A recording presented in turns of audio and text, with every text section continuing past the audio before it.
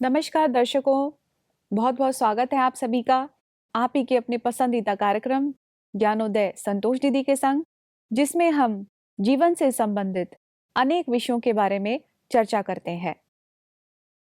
दर्शकों, इस संसार के अंदर अलग अलग तरह की प्रवृत्ति बताई गई है, हिंसक और अहिंसक।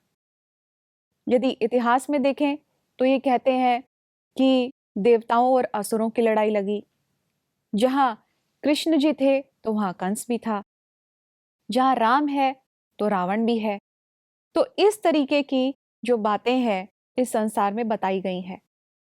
और ये भी कहते हैं कि जो ये संसार है इसमें सुख और दुख अनादि काल से चला आ रहा है। ये दोनों जो सुख और दुख है ये अनादि काल से इकट्ठे चले आ रहे हैं। तो कई बार कंफ्यूजन हो जाता है कि क्या सचमुच सुख और दुख दोनों ये जो बातें हैं, क्या जब से सृष्टि शुरू हुई तब से हम दुख ही देखते आ रहे हैं? क्या कभी सुख था ही नहीं? तो आज इसी विषय पर हम चर्चा करेंगे। हमारे बीच में मौजूद हैं हर बार की तरह आदरणीय संतोष दीदी जी।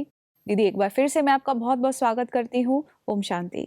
ओम शांति। दीदी, जैसे कि हम सुनते आए हैं, चाहे हम शास्त्रों की बात करें, चाहे हम इतिहास की बात करें, उसमें हमेशा यही बताया गया है कि जहाँ देवता थे तो असुर भी थे। दोनों तरीके के जो लोग हैं इस संसार में अनादि काल से चले आ रहे हैं।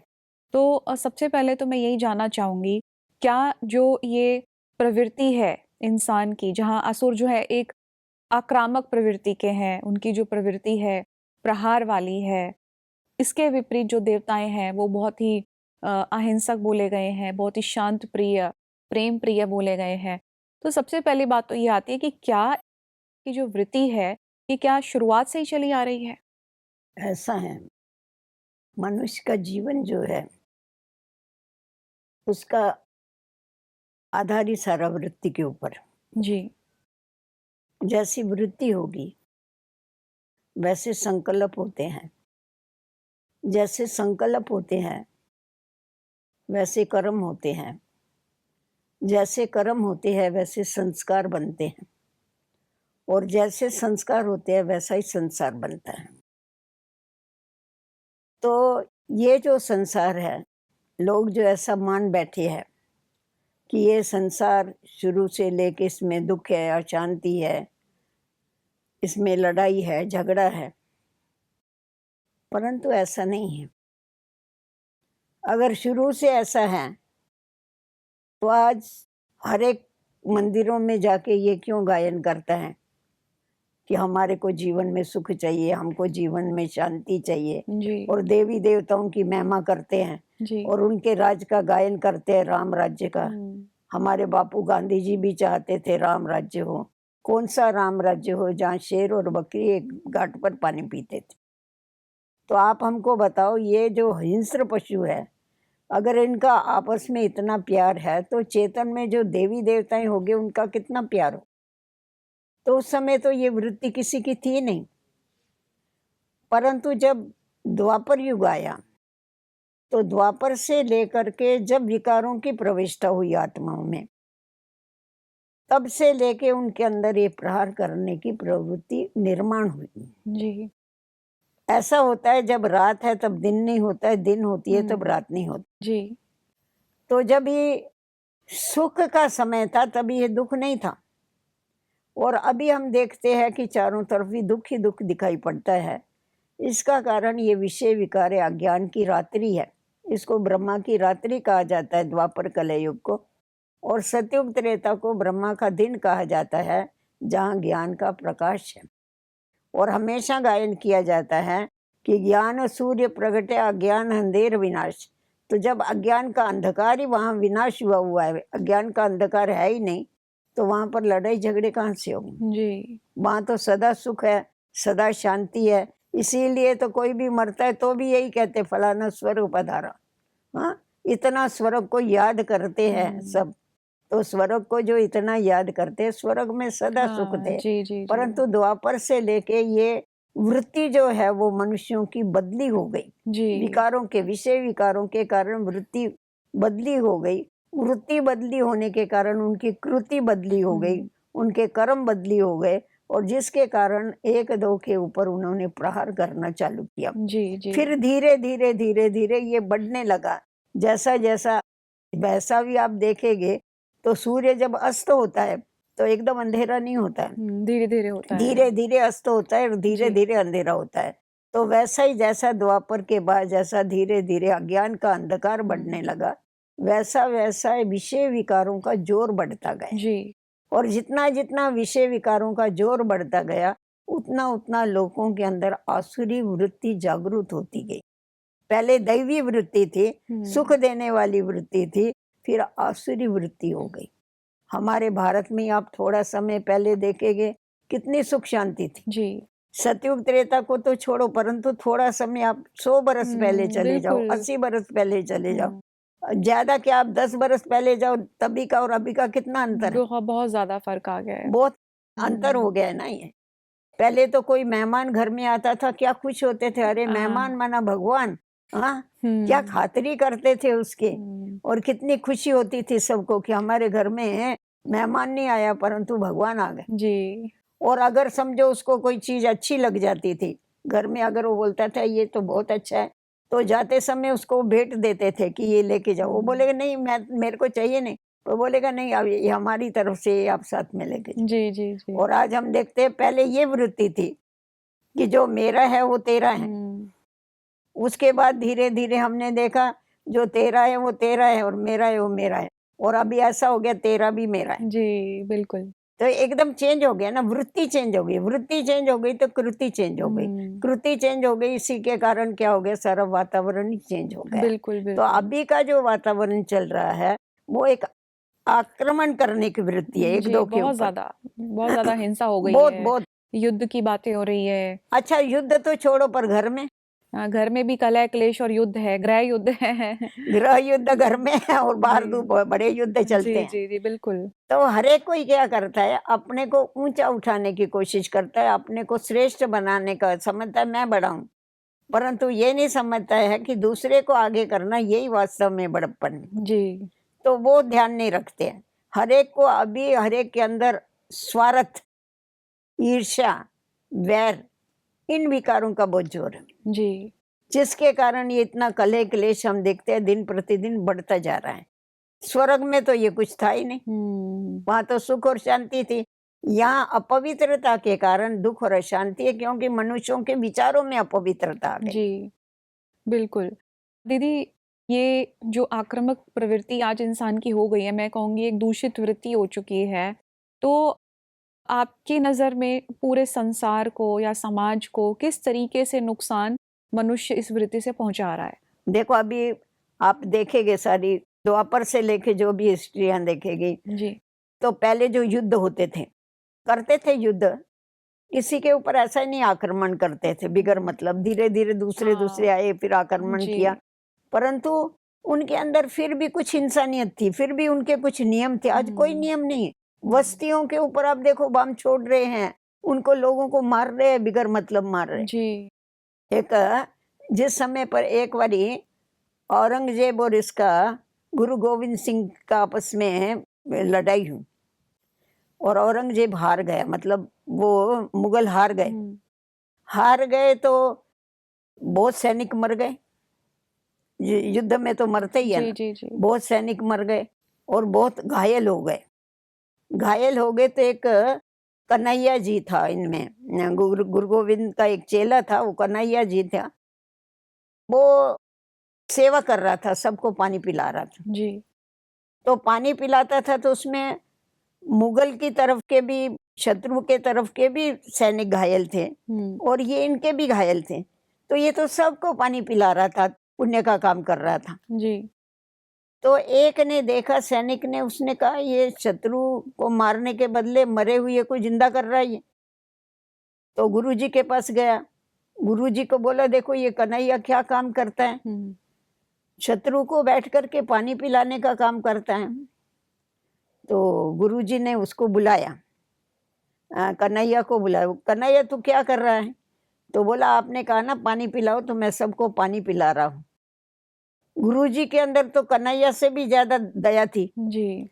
तो कन्हैया ने बोला तुम सबको पिला रहा है ना? बोला हाँ मैं सबको पिला रहा। कोई भी होने दो ना, बोला दुश्मन होवे या मित्र होवे, कोई भी होवे, ये तो पुण्य का काम है, मैं सबको पानी जी। पिला रहा हूँ। तो गुरुजी ने उसको शाबाश दिया कि ये तुम्हारा, तुम बहुत अच्छा कर रहा है, ये इंसानियत का काम है, ये करना ही चाहिए, पुण्य का काम है। कोई मरता होवे तो उसको जरूर पानी पिलाना चाहिए।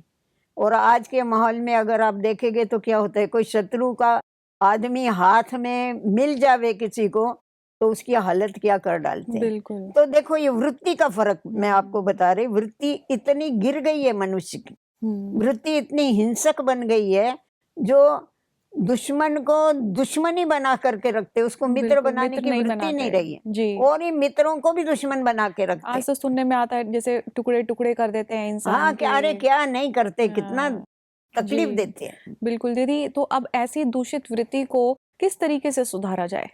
अभी ऐसी जो वृत्ति है, हिंसक वृत्ति, आक्रमण करने वाली वृत्ति, दूसरों को दुख देने वाली वृत्ति, इसके लिए तो उसके अंदर उसको समझ चाहिए, ज्ञान चाहिए। जब तक ज्ञान नहीं है, तब तक उसके अंदर वो आत्मा की ज्योति जलती नहीं है, और उसकी वृत्ति जो है वो चेंज नहीं होती। जी। वृत्ति अनेक प्रकार की है ना, वैराग्य की वृत्ति है, रहम की वृत्ति है, दया की वृत्ति है, जी। उपराम वृत्ति है। तो ये जो है, ये दिव्य वृत्तियां हैं। तो जिस समय ज्ञान आता है ना, तो ये वृत्ति का परिवर्तन होता है सबसे पहले। और जब ये समझ हमको मिलती है कि हम सब एक ही पिता की संतान हैं, तो क्या होता है, एक पिता की संतान होने के कारण, हमारे भाई या बहनें होने के कारण, हमको उनका दुख देखा नहीं जाता। जी। हमारे अंदर एक रहम पैदा होता है, रहम पैदा होता है। और जिस रहम के कारण क्या होता है, उनके ऊपर जब हम रहम करते हैं, तो उनके अंदर से हमारे को दुआएं मिलती। जी। और ये जो इतना तनाव चल रहा है, वृत्तियां खराब होने के कारण, एक दो का नुकसान की जो वृत्ति बैठ गई है कि इसका मैं नुकसान करके छोड़ूंगा, इसको मैं खलास करके छोड़ूंगा, ये जो आक्रमण जो वृत्ति पैदा हो गई है ना, इसके बदले ये आसुरी वृत्ति है। ये वृत्ति चेंज होकर के दैवी वृत्ति आ जाती है ज्ञान के आधार पर। और दैवी वृत्ति जो है, वो औरों के ऊपर आक्रमण करने वाली वृत्ति नहीं है, औरों को सहयोग देने वाली वृत्ति, प्रेम वाली वृत्ति औरों है। को स्नेह देने वाली वृत्ति है। जी। तो ये सारा जिसको कहते हैं कि हम सब भाई भाई हैं, सारा विश्व ही हमारा परिवार है और हम सब आपस में भाई भाई है, ये भावना हमारे अंदर ज्ञान के आधार पर पक्की होती जाती। जी। फिर कोई भी होने दो, ये तो कोई कौन से धर्म का है, कोई कौन से धर्म का है, कहते हैं ना, देखो फूल है, फूल कितने कलर के हैं, अनेक कलर अनेक के है कलर ना, है, बिल्कुल। पर सबकी मिट्टी तो एक ही है। जी। उसी मिट्टी में गुलाब भी निकल रहा, उसी मिट्टी में देखिए अक भी निकल रहा, उसी में मोगरा भी निकल रहा। तो उसी प्रकार ये सारे है तो एक ही, सभी एक ही पिता की संतान। जी। परंतु ये हमने जो आपस में भेदभाव हो गया, धर्म भेद, भाषा भेद, जाति भेद, ये सारे भेद ज्ञान के द्वारा, ये अज्ञान के कारण है। ये ज्ञान के द्वारा क्या होता है, हमारी वृत्ति में परिवर्तन आकर के ये भेद हम भुला देते। जी। जब भेद भूल जाता है, तो आपस में आक्रमण करने की वृत्ति भी चेंज हो जाती। फिर सुख देने के संकल्प हमको आते हैं कि हम दूसरों को ज्यादा से ज्यादा सुख कैसे देवे। फिर ये नहीं रहता है कि हमारा नाम होना चाहिए, हम आगे आने चाहिए। हम जी। समझते हैं उसका नाम हुआ या मेरा हुआ, उसमें क्या अंतर होता है, जी, बिल्कुल। कोई फर्क नहीं पड़ता है। हाँ दीदी, आज के टाइम में क्या होता है कि लोगों की जो प्रवृत्ति है वो दबाने वाली है लोगों को। वो सोचते हैं कि हम लोगों को दबा देंगे तो हम ज़्यादा शक्तिशाली हैं, हम लोगों को सुना देंगे, दो वचन ऐसा बोल देंगे, रिएक्शन में आएंगे, क्रोध में आकर के बोलेंगे, सामने वाले को इस तरीके से बोलेंगे, तभी लोग कंट्रोल में आते हैं। और लोग भी सोचते हैं कि हाँ, ये बहुत पावरफुल है, ये तो बहुत महावीर व्यक्ति है, ये तो कुछ भी कर सकता है। तो आपकी नज़र में आप क्या कहेंगे कि क्या सचमुच जो ये ऐसा करते वीरता हैं? नहीं है, कायरता है। जी। ये कायरता का काम है, जो सामने वाले को दबा देवे, जी। हाँ, सामने वाले का गला घोट देवे, ये कौन सी महावीरता है? बिल्कुल। ये तो कसाई का काम हो गया। तो एक्चुअल में महावीर किसको बोलेंगे तो फिर? महावीर उसको बोलेंगे जो औरों को जियेदान देवे, औरों को सुख देवे, जी औरों को आगे बढ़ावे। वीरता तो इसमें है, खुद पीछे हो जावे और दूसरे को आगे करे। आज किसी को भी हम जब आगे करते, देखो जैसा मैं आपको बताती हूँ, अभी आप चल रही हैं, मैं आपको पीछे खींचती हूँ, तो मैं आपको पीछे खींचेगी एक कदम, आपको आप एक कदम पीछे आएगी, पर मेरे को कितना कदम पीछे जाना पड़ेगा? मेरे को 2 कदम पीछे जाना पड़ेगा, ठीक है ना?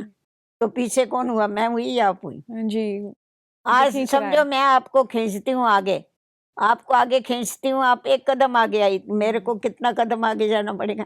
जी 2 कदम मैं आगे बिल्कुल, आप जाएगी ना आगे आपको जाएंगे। खींचने के हाँ लिए।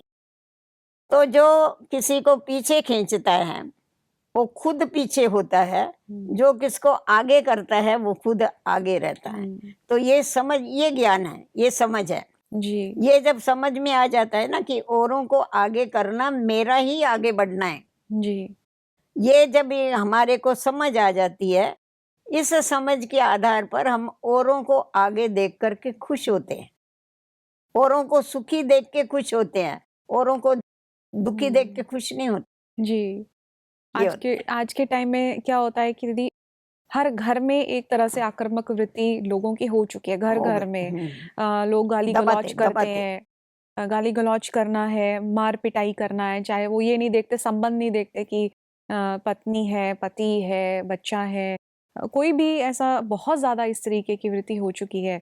तो ऐसी वृत्ति को हम किस तरीके से सुधार सकते हैं ऐसा है, ताकि देखो घर-घर स्वर्ग बन सके? देखो ऐसा है, ये मनोविकारों की प्रधानता चल रही है अभी, जी। तमो प्रधान हो गए हैं ना। तो तमो प्रधान हो गए तो उस तमो कंट्रोल नहीं कर सकते, कर्म इंद्रियों के दास बन गए सब। ये दूसरों को दास बनाना चाहते, पर ये खुद ही कर्म इंद्रियों के दास है। जी। तो इस दासता से छुड़ाने के लिए उनको पावर चाहिए, शक्ति चाहिए। और वो जो शक्ति है, आध्यात्मिक शक्ति जो है, वो पावर हाउस के बगैर नहीं मिल सकती। तो जितना जितना उनको थोड़ा आप प्रेम से किसी को चलाएंगे तो फिर भी कोई सुनेगा आपका। अगर आप बैठ के समझाएंगे उनको तो वो नहीं ये करेंगे, डांटेंगे डपटेंगे तो कोई नहीं सुनता है जी, आजकल। जी, जी, जी। बच्चे भी नहीं सुनते हैं। बिल्कुल। उनको भी हमारे को खुद करके बताना पड़ता है। जी। तो जितना जितना हम उन आत्माओं को शुभ भावना देते हैं, जितना जितना हम उन आत्माओं के लिए अच्छा सोचते हैं और हम अपने कर्मों को श्रेष्ठ बना के रखते हैं, तो उसका असर वातावरण में होता है, उसका असर सारे परिवार के अंदर होता है। हमारे जो वाइब्रेशन है ना, वो चारों तरफ फैलते हैं। हमेशा कहा जाता है योगी के जो वाइब्रेशन है वो 36 माइल दूरी तक जाते हैं। तो हमारे अच्छे वाइब्रेशन चारों तरफ फैल जाते हैं। आप देखो, खुद भी देखते होगे, व्यक्ति एक भी घर में दुखी होगा ना, वो सारा वातावरण दुखी हो जाता है, बिल्कुल, सारे दुखी हो जाते हैं। सारे दुखी हो जाते। जी। वो कुछ बोलता नहीं होगा, समझो उसने बोलना बंद कर दिया है, हाँ, तो परंतु वो मुंह फुला करके चलता है, एकदम वातावरण बंदी हो जाता है। जी। तो वही अगर मिलनसार होके चले, मिक्स होकर के चले, तो क्या हो जाता है, सारा वातावरण हल्का हो जाता है। तो ऐसे समय पर हमारे कोई थोड़ा सा झुक करके, नम्र हो करके और उस वातावरण को ठीक करना पड़ता है। औरों को सुख दे करके, समझाने से नहीं समझेंगे, परंतु हम अपने अंदर जितनी नम्रता धारण करते हैं ना, तो नम्रता के कारण क्या होता है, वो वातावरण को हम ठीक करने में उनको मदद कर सकते हैं। बिल्कुल, क्योंकि ऐसी वृत्ति से देखा जाए घर में एक दहशत का माहौल हो जाता दहशत है, दहशत। डर इतना ज़्यादा हो जाता है, लोग सहमे हुए रहते हैं और कम्युनिकेशन गैप आ जाती है फिर कि बहुत ज़्यादा माहौल बिगड़ना शुरू हो जाता है। एक व्यक्ति था, उसने बताया मैं मेरे क्रोध को कैसा कंट्रोल करता हूँ। ऑफिसर था बड़ा, बोला मैं ऑफिस में बहुत ऐसे सरकमस्टेंस आते हैं जो मेरे को बोलना पड़ता है, मैं गर्म हो जाता हूँ, जी। बहुत प्रॉब्लम्स आते हैं, पर मैं घर में आने के बाद मैं सीधा घर में नहीं जाता हूँ। मेरे घर के बाहर एक बड़ा पेड़ है, वहां जाके मैं उसके सामने बैठ करके गुस्सा करता हूँ। मैं मेरा सारा गुस्सा उस, पेड़ वो पे तो निकालता पेड़ है, हूँ। पेड़ को तो मालूम नहीं पड़ता। मैं मेरा सारा गुस्सा वहां निकाल के पीछे घर में जाता हूँ, मूड बदली करके। जी। तो ये वो स्थूल का ये करता है, पर वास्तव में देखा जाए तो ये भी करने की जरूरत नहीं है। जी। अगर हम खुद को समझा करके चलते हैं कि कोई भी बात होती है वो गुस्से से नहीं सुधरती है, वो शांति से और प्रेम से ही हम सामने वाले को सुधार सकते हैं। जी। तो फिर जरा जितना जितना हम ईश्वरीय याद में रहते हैं तो हमारा जो मगज है वो शांत होता जाता है। जी। और हर एक आत्माएं अपना अपना पार्ट प्ले कर रही है, कोई कैसा करता है, कोई कैसा। ये रंगमंच है ना, रंगमंच में सब एक जैसे तो एक्टर होते नहीं है, बिल्कुल। अलग अलग प्रकार के होते कोई हैं। हीरो भी तो ये बनता है, कोई सारा विलेन भी होता हाँ है। सब होते हैं। पर जितना ये ज्ञान की गहराई में जाते हैं ना, कर्मों की गहन गति को समझते हैं, उतना उतना हमारे अंदर वो धीरजता, प्रेम, आनंद, वो सब कुछ आता जाता है जो हम दूसरों को दे सकते हैं। ये होता कई बार प्रैक्टिकल लाइफ में ये होता है, जैसे हम तो आक्रामक नहीं हैं, सामने वाला जो है वो बहुत ज्यादा आक्रामक हो जाता है, रिएक्टिव हो जाता है, तो ऐसे में हम अपने आप को कैसे बचाएं? देखो ऐसा है, समझो आग लगी है, अगर उसके नजदीक जाएंगे तो हमारे को भी, एक क्रोध ऐसी चीज होती है कि छूत की बीमारी है। जी। एक को क्रोध आएगा ना तो दूसरे को आ जाता है देख करके। इसीलिए क्या करते हम, आग के नजदीक नहीं खड़े रहते, थोड़ा साइड कर लेते। तो ऐसे समय पर थोड़ा साइड, कोई बहाना बना के साइड कर देना चाहिए। जी, जी, जी। सामने नहीं खड़ा रहना चाहिए। सामने खड़े होगे तो और भी भड़केगे, ज्यादा बिल्कुल, अपने भड़केगे। आप को ऐसा बचाना चाहिए। बचाना चाहिए, खुद को तो जी, बचावे, बिल्कुल। दूसरे को बचाने के पहले हम खुद को बचावे। हाँ, क्योंकि घर में कई बार क्या होता है कि हम लोग कोशिश करते हैं एक दूसरे को उकसाने की, हाँ हाँ कि हाँ वो भी बोले, हम भी बोले, हाँ। और वो बात इतनी बढ़ जाती है। बिल्कुल सही कहा आपने। ऐसे समय पर नहीं बोलना चाहिए, जी, बाद में आप बोल सकते हैं। वो जब ही ठंडा आग ठंडा हो बुझ जाता जावे है। तभी बोलो।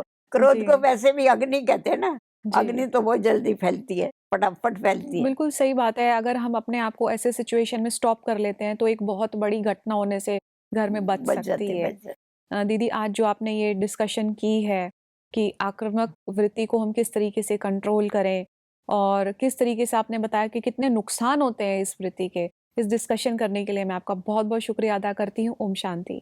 ओम शांति। दर्शकों, आज का ये जो एपिसोड है, ये हमें बहुत कुछ सिखा करके गया। सबसे पहली बात तो ये कि जो आक्रामक वृत्ति है वो सृष्टि की शुरुआत से नहीं थी। जब सतयुग था, त्रेता युग था, तब वहां पर अहिंसा वृत्ति थी। कोई हिंसा वहां पर नहीं होती थी, सभी सुखी थे। और जैसे ही द्वापर युग आया तो वहां पर हमारे जो दैवी गुण हैं वो धीरे धीरे मर्ज होते चले गए, और ये जो हिंसक वृत्ति है वो बढ़ती चली गई। और आज के इस दौर को हम कलयुग कहते हैं, जिसमें ये जो आक्रामक वृत्ति है बहुत ज्यादा हावी हो चुकी है। तो ऐसे में जब तक हमारे अंदर आध्यात्मिक ज्ञान नहीं आएगा, तब तक ये आसुरी वृत्तियां हम कंट्रोल में नहीं लेकर के आ सकते। तो दर्शकों, आज का ये एपिसोड हम यहीं समाप्त करेंगे। अगले एपिसोड में फिर से बहुत सारी बातें करेंगे। हमें दीजिए इजाजत। नमस्कार। ओम शांति।